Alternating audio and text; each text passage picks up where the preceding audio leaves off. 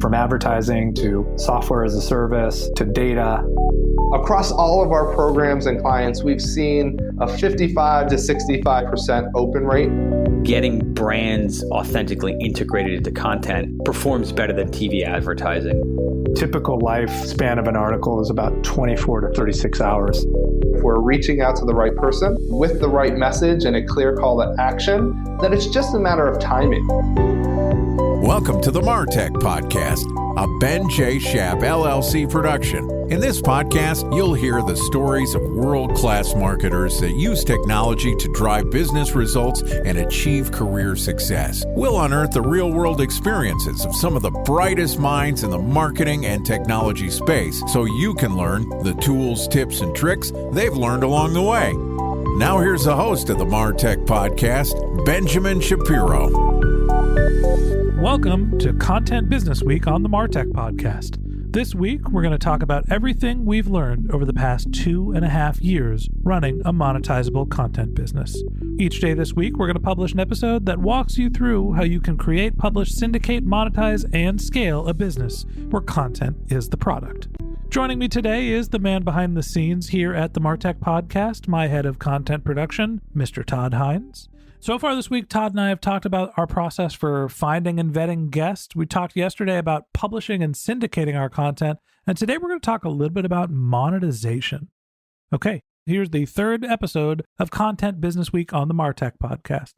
Todd, welcome to Content Business Week. Thanks, Ben. Good to be back. Hey, happy hump day. It's Wednesday. We're in the thick of it. We're right in the middle right now. It's good. We're almost there. I can see over the hill. That's right. So today we're talking about the money part, right? This is one of the things that most people shy away from when it comes to their content business. I don't know, you tell me, you've tried some content business before. What do you think most people think when they're starting a content business in terms of monetization?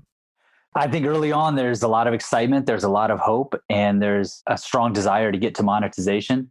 And that obviously takes time. It takes effort and commitment and consistency. And so I think it can be easy to not strike the monetization early on, to lose that hope, lose that enthusiasm, and then flame out. I think that's an important point. And Todd, offline, this is what you called smoking the hopium.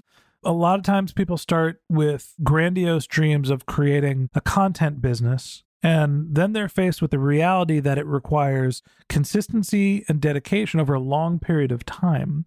One blog post is not going to make you $1 million. One podcast is not going to make you $1 million. One video might make you $1 million if it's a really good video, but it's probably not, okay? So the point here is that you gotta be consistent. You have to build a voice and trust and a following. And then once you're building an audience, you got a couple different ways to think about monetization.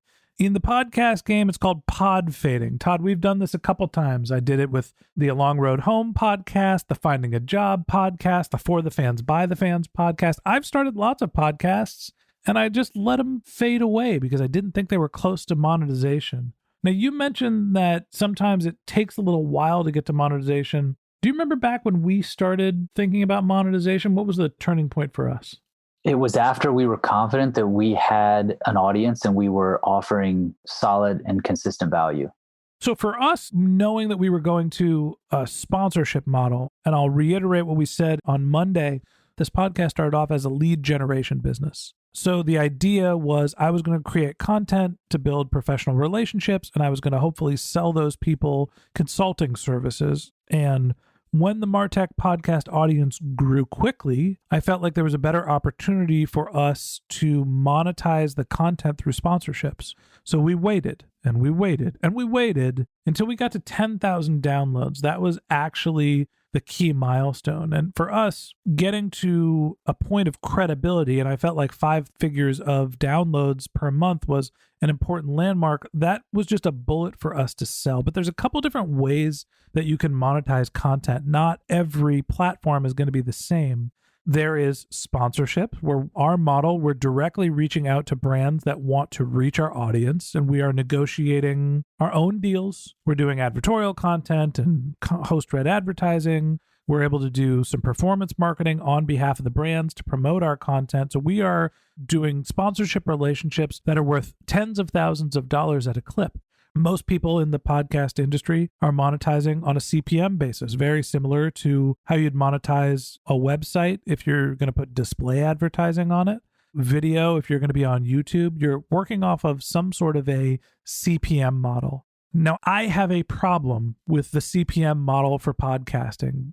For businesses like ours, and like a lot of the people who we advise in terms of how they create podcasts, if you think about what a $25 to $50 CPM means, that means you're going to get to 10,000 downloads a month and you're going to make $250 per month.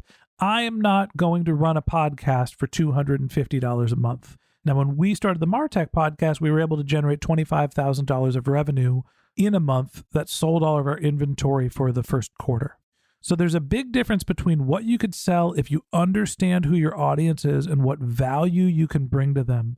And the more data you can bring to your sponsors in terms of, here's the true size of my audience, here's their level of engagement, here is how we're going to track whether they have got to your properties and if they're going to convert, the more you're able to charge. So we've got to the point now at the MarTech podcast where we can say, I know that we can reach tens of thousands of marketers. We can get them to listen to your content for 100 hours, and we can reach them with 75,000 ad impressions, and 1% of the people we reach are going to end up on your website.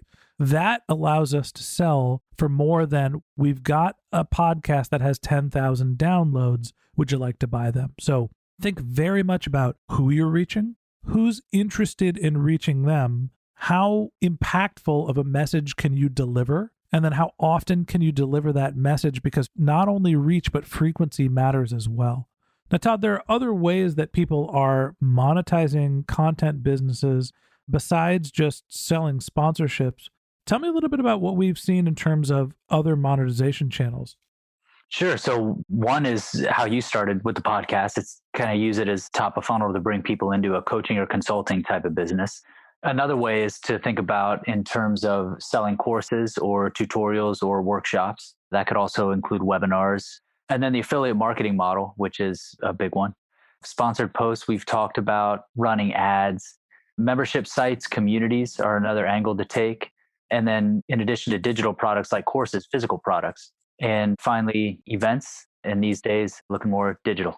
Yeah. So, I think that there's a couple different things to think about when you're building an audience, that there's different ways that you can leverage that audience. And it doesn't necessarily just have to be, hey, I need to have ads in my content. You're going to use your content as a vehicle to promote things to your audience that are relevant to them. And whether it is professional services, whether it's physical products, whether it's educational content, there's lots of different ways that you can think about creating your content. And it really depends on what are the things that you're going to be able to do well and do consistently, where are they going to find the most value? And do you have an audience that's big enough to actually pull off the type of marketing that you want to make it reasonable from a business perspective? For the MarTech podcast, we got to 10,000 downloads. Obviously, the CPM model wasn't going to be valuable enough for us. So we went towards this other model of sponsorship, and we were able to make enough to pay for the production of the show. Maybe we could have started an event. Maybe we could have started courses, but we felt that the sponsorship model was the first one. But there are lots of different ways for you to monetize your content. So as you are thinking about growing your audience, I think that's the first step. Focus on growing your audience. Understand who they are, understand what type of content they like, understand what their needs are, and you build the products and services around their needs. For us, marketers listen to this show. So what are we doing? We're providing access to brands that want to reach marketers, mostly B2B SaaS companies, and they get access to our audience in exchange for sponsorship revenue.